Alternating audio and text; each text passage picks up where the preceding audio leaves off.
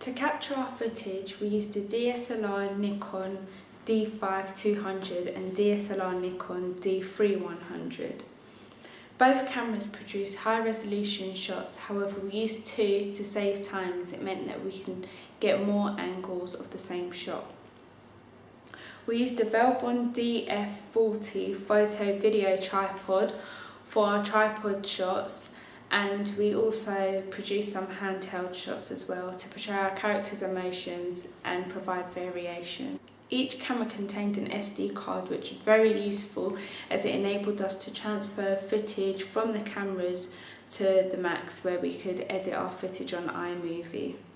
As well as using two Nikon cameras to film our footage, we also used an iPhone 5S for the fisheye lens shots and to capture any behind the scenes footage that we could upload onto our blogs.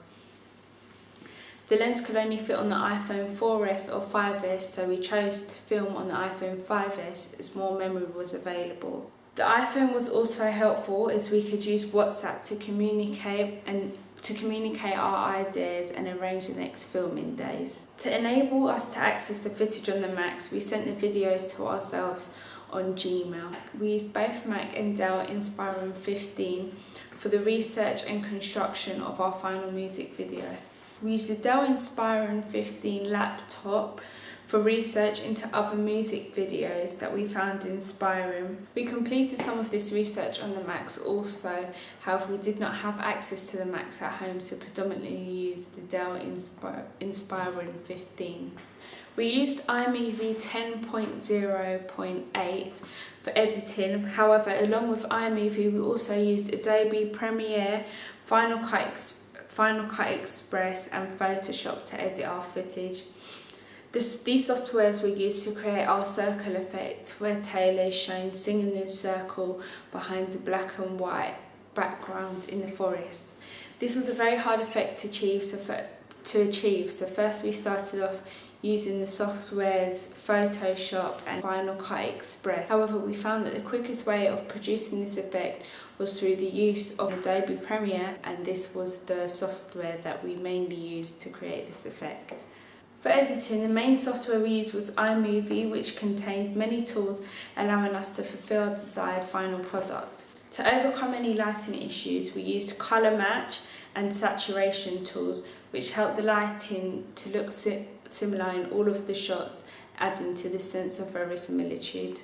We also used the cutaway and opacity tools with the paint in water shots, creating a smoky effect which we felt portrayed our characters' emotions and sense of confusion. On some of the handheld shots, like the shot of our protagonist walking down the stairs, we used the speed tool to slow it down to make the shot slow motion, and we also used the camera stabilizer tool, which helped the shot to run smoothly and not look as jumpy. YouTube is just one of the websites that we used for our research and construction of our music video. We were able to use YouTube to find inspirational music videos which could help us in creating our own. We also use YouTube for tutorials on how to use specific softwares, in particular Final Cut Express, as we found this to be the most difficult to use. We used Blogger to present our ideas and research throughout the process, which we found to be very useful as we could find all of our ideas in one space, and the website itself was very quick and easy to use. Prezi and SlideShare were also very useful when carrying out our research and planning, because we could gain information from the Prezis and SlideShares that other people had made, for example the codes and conventions of the indie genre. We used sites such as SurveyMonkey, Twitter and Facebook to gain an understanding as to what our demographic would want to see in a music video. We used Gmail, which was very useful when recording on the iPhone, as we were able to easily transfer footage from the iPhone onto the Macs. We also used Vivo, which allowed us to view the inspirational music videos on YouTube.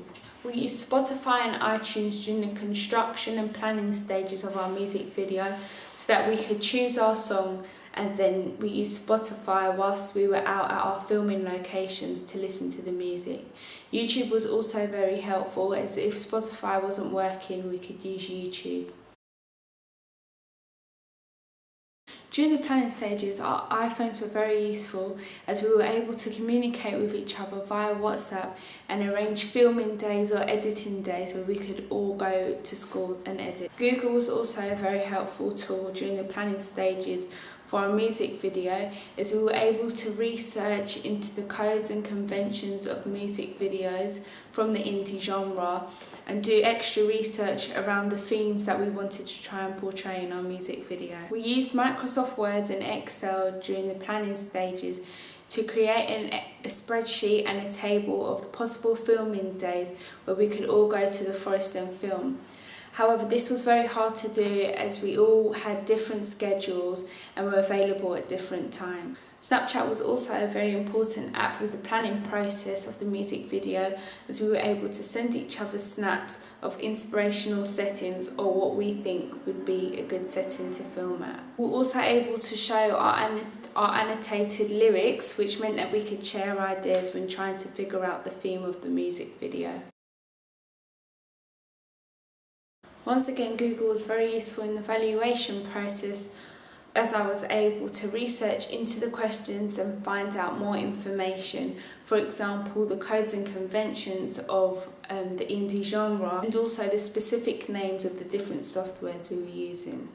YouTube and TubeChop were also very important during the evaluation stages, as I was able to look at my music video on YouTube and chop certain parts that I could use as examples for my evaluation. Prezi and Emaze were very important websites during the evaluation stage, as it allowed me to present my information in simple but very effective ways. I used iMovie 10.0.8 for my evaluation to help with editing some of my questions.